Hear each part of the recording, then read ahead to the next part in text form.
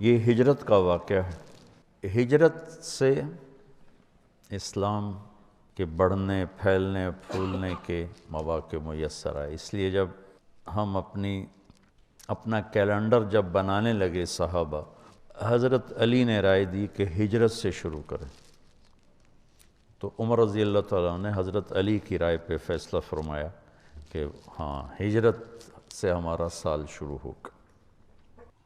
تو خیر یہ ہجرت کا واقعہ ہے۔ نبوت کا 10واں سال آپ کے دو بڑے حلیف محافظ، ایک اندر ایک باہر، باہر چچا اور اندر بیگم خدیجہ رضی اللہ تعالیٰ عنہ، 10 دن کے فاصلے سے دونوں کا انتقال ہو گیا۔ تو پھر آپ نے سوچا کہ میں ہجرت کروں۔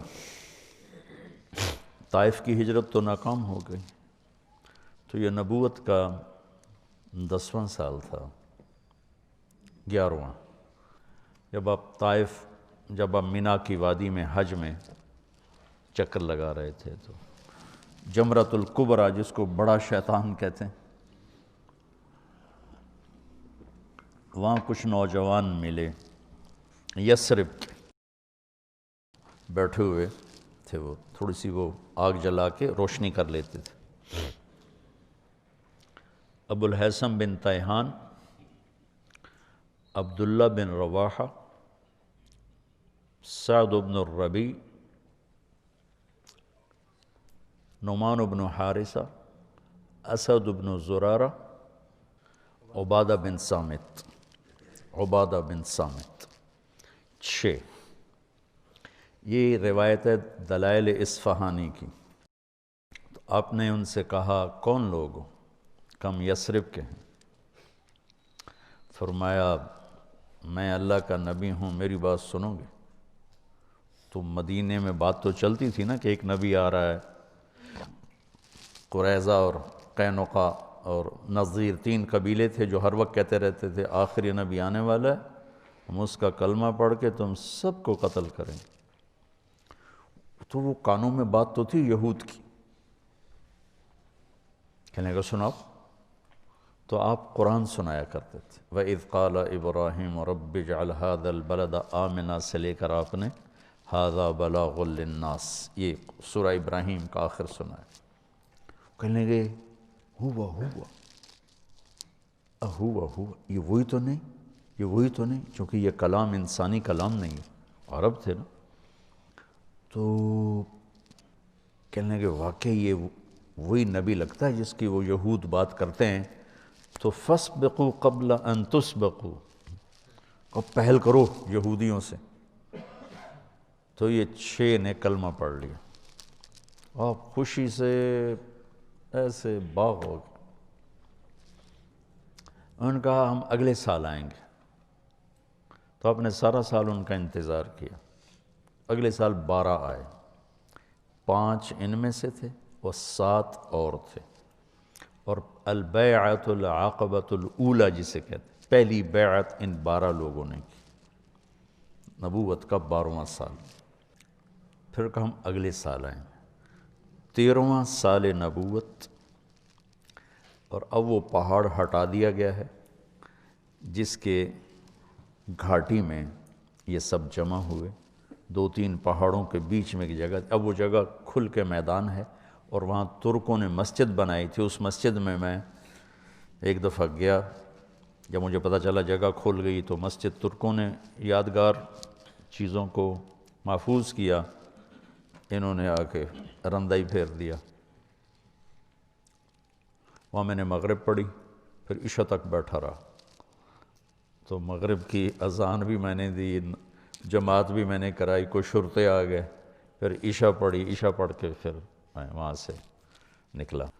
تو 72 لوگ تھے، 2 عورتیں ام منیع، ام عمارہ، اور 70 مرد۔ رات کے اندھیرے میں یہ سب جمع ہوئے، تو آپ اپنے چچا عباس کو بھی لے کر گئے۔ وہاں بات چلی تو حضرت عباس کہنے لگے دیکھ لو بھائی، اگر لے جا سکتے ہو تو لے جاؤ، کل کو سارا عرب تمہیں پھر بھگتنا پڑے گا، ابھی تو یہ ہمارے پاس ہم ان کی حفاظت کر رہے ہیں۔ تو اسد بن زرارہ جو پہلی بیعت میں تھے، انہوں نے کہا یا رسول اللہ میں جواب دوں آپ کے چچا کو؟ آپ نے کہا دو۔ جس کا خلاصہ یہ ہے کہ عباس، کسی ایسے شخص کو اپنا سردار ماننا جسے قوم نکال دے، یہ عرب میں کوئی آسان کام نہیں ہے، جبکہ ہم خود بھی سردار ہیں۔ کسی ایسے شخص کو اپنا سردار ماننا جس پر سارا عرب دشمنی کے لیے ٹوٹا پڑا ہے، یہ کوئی آسان کام نہیں ہے۔ جب ہم نے یہ کر لیا ہے تو وہ بھی کر کے دکھائیں گے۔ ہم بھی ابناء اور رجال ہیں، تلواروں کے سائے میں ہی پروان چڑھے ہیں۔ اقبال نے تو ایسے ہی تخیلاتی شاعری کی نا، اصل تو وہ تھے جو تیغوں کے سائے میں پل کے جوان ہوئے تھے۔ ابو الہیثم کہنے لگے آپ کی شرائط کیا ہیں؟ تو آپ نے فرمایا تطیعوننی فی المنشط والمکرہ، جی چاہے یا نہ چاہے میری اطاعت کرنی پڑے گی۔ تنفقون علی فی العسر والیسر، تنگی اور فراخی میں میرے اوپر خرچ کرنا ہوگا۔ تمنعوننی کما تمنعون انفسکم و اہالیکم، میری حفاظت کرو گے جیسے اہل اولاد کی حفاظت کرتے ہو۔ تأمرون بالمعروف و تنہون عن المنکر، تبلیغ کا کام کرو گے، بھلائیوں کو پھیلاؤ گے، برائیوں کو مٹاؤ گے۔ تجاہدون فی سبیل اللہ، اللہ کی راہ میں جہاد کرو گے۔ ولا تخافون فی اللہ لومۃ لائم، اور اللہ کی منشا اور رضا میں کسی لعنت کرنے والے کی لعنت کی پرواہ نہیں کرو گے۔ 6 بات۔ تو بیعت کے لیے لوگ کھڑے ہونے لگے تو ایک انصاری صحابی عباس بن مرداس وہ کھڑے ہو گئے، کیا ہوا؟ کیا ہوا؟ کہنے لگے بیعت سے پہلے 100 دفعہ سوچ لو، ترمیکم العرب عن قوس واحد، پورا عرب ایک جان ہو کر تم پہ حملہ کرے گا، تمہارے مال لٹیں گے، تمہاری کھیتیاں اجڑیں گی، تمہارے بچے یتیم ہوں گے، تمہاری عورتیں بیوہ ہوں گی۔ اگر یہ برداشت کر سکتے ہو لے جاؤ، یہ دنیا اور آخرت کی بھلائی ہے، اگر کل کو چھوڑنا ہے تو ابھی چھوڑ دو۔ تو ابو الہیثم کھڑے ہوئے، یا رسول اللہ یہ اگر سب کچھ ہو جائے جو ہمیں یہ کہہ رہا ہے، اس پر ملے گا کیا؟ تو آپ نے کہا جنت ملے گی۔ قید اللہ نبالے کا، پھر کوئی پرواہ نہیں، ہاتھ بڑھائی۔ تو سب سے پہلے بیعت کی ابو الہیثم بن تیہان یا برا بن معرور، 2 نامات انہوں نے بیعت کی۔ پھر باقی سب نے، عورتیں آگے بڑھیں تو آپ نے کہا تمہاری زبان کی بیعت ہے، ہاتھ کی نہیں۔ جب بیعت ہو گئی تو یا رسول اللہ اب آپ ہمارے پاس تشریف لائیں۔ تو آپ نے کہا جب اللہ اجازت دے گا۔ تو ابو الہیثم کہنے لگے یا رسول اللہ ایک بات صاف ہو جانی چاہیے۔ آپ نے کہا کیا؟ کہ کل اللہ آپ کو فتح دے، پھر آپ ہمیں چھوڑ کے واپس مکہ تو نہیں آئیں گے؟ تو آپ نے مسکرا کے فرمایا کیا میرا جینا بھی تمہارے ساتھ ہوگا، مرنا بھی تمہارے ساتھ ہوگا، الدم الدم الہدم الہدم، اب میری زندگی موت تمہارے ساتھ ہوگی۔ جب مکہ فتح ہوا تو 8 ہجری میں تو آپ نے صفا پہاڑ پر چڑھ کے لمبی دعا شروع کر دی، اتنی لمبی کی کہ انصار آپس میں سرگوشیاں کرنے لگے۔ اما الرجل فقد اخذته الرأفة بعشیرته، لگتا ہے کہ وطن کی محبت نے پکڑ لیا ہے، اب ہمیں چھوڑ جائیں گے۔ تو جبریل اترے کہ یا رسول اللہ انصار بدگمان ہو رہے ہیں۔ تو آپ نے ایسے ایک دم ہاتھ نیچے کر کہا یا معاشر الانصار ما اسمی اذن، اے انصار کی جماعت جانتے ہو میں کون ہوں؟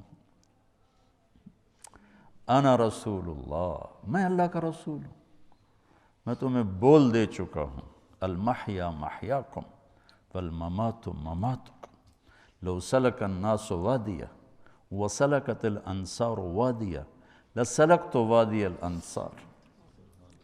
تو مدینے والے پھوٹ پھوٹ کے روئے اور کہا یا رسول اللہ، محبت کی شدت میں بدگمان ہوئے، شدت محبت میں بدگمانی ہے، کوئی آپ کے بول کی بدگمانی نہیں۔ تو ہم نے کہا ان اللہ ورسولہ یعذرانکم، اللہ اس کا رسول تمہارا عذر قبول کرتے۔ تو نبوت کا 14واں سال تھا، محرم چڑھا، نبوت کا 14واں سال، ہجرت کی اجازت ہوگی،